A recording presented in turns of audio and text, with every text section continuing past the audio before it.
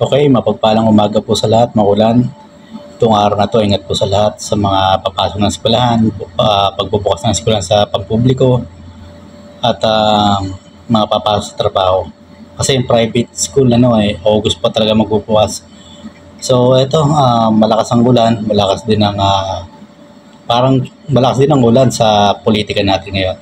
Ngayon, ang mahirap dito kay Maharlika sa kay Atty. Har Roque, naghuhugas ka sa kamay na sila. Hindi raw si Marcos Jr. na sa tinatawag lang allegedly pulburon video.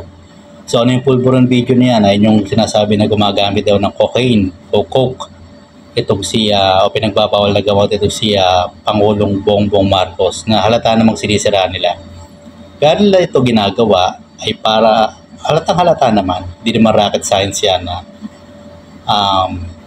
gusto lang makapatasik ang Pangulong Bongbong Marcos kasi mga kalyado lang, may mga kaso, si Pastor Kibuloy may kaso, Bantag may kaso rin, mga nagtatago na yung mga yan ngayon, sila dating Pangulong Duterte, syempre ICC, pinaproblema niya, saka yung plunder na sinampasakalan ni Senator Trillanes at kay Senator Bongo may kaso rin.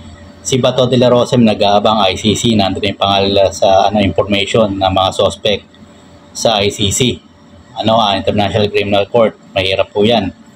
Ang gusto lang ipalit si Vice Presidente Sara Duterte.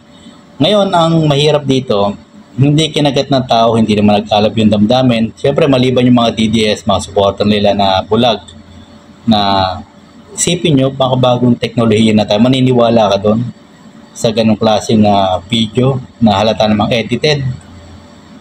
At ang mahirap dito, WIPEC, bulok ang naging plano ni Atty. Harry Roque sa kaniya.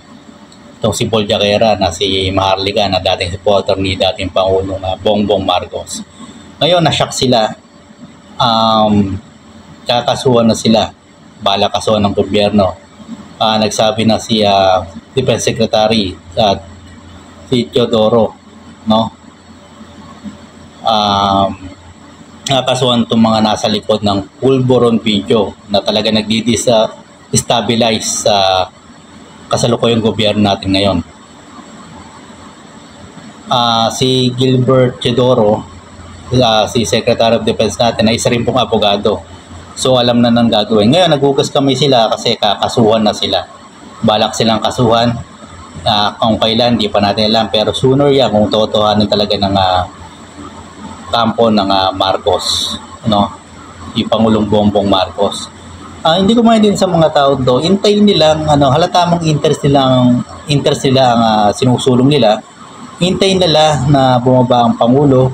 Kung may kaso, di kasuhan nila. Katulad ng ginawa ni dating Senador Antonio Trillanes, si dating Pangulong Bongbong Marcos. Dating Pangulong Duterte. Dating Pangulong Duterte. So, kasi may bagyo may mga malakas na pagulan, bagyo, sakuna. Yung ibang probinsya natin na apektado pa ng baha, ibang Metro Manila ng problema sa baha. Ang daming kailangan asikasuhin ng dating Pangulong Bongbong Marcos ngayon. Ngayon, sasabayin nila ng ganito na peke, na pulburon video na palpak. Sayang ang pagiging abogado mo, Atty. Harry Roque, sa ganyang klase ng tirada mo sa Pangulong Bongbong Marcos. Ngayon, ang ginagawa lang ngayon, hugas kamay, turu-turuan. Tignan mo, ang daming kapalpakan nito. Ginawa na yung dating Senadora Laila de Lima, yung sex video allegedly daw. Hindi naman si Senadora Laila de Lima yon. Ang dami. Ngayon, bulok na yung style na yan. Alam na natin kung anong gagawin nila. Wala naman tayong kinakampihan, pero yung mga maling ginagawa nila ay dapat sawatahin.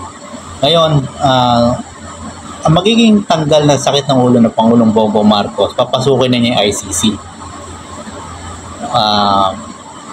Kasi mas lalong gaganda yung stand natin sa international community. Kasi total, binabastos na siya ng mga to, dinit-establish yung gobyerno natin. Dapat gawin ng Pangulong Bongbong Marcos yung dapat gawin na naayon sa batas pa rin, syempre. So hanggang dito lang po muna yung vlog. Full bore video ni Maharlika saka ni Atty. Panaman, Harry Roque, Palpak, Bulok. So hanggang dito, natakot sila sa kaso ngayon. Nakakaharapin ako sa kasakali. Hanggang dito lang po muna yung vlog. God bless, maraming salamat po. So, Equilibrium Files at your special service. Maraming salamat po.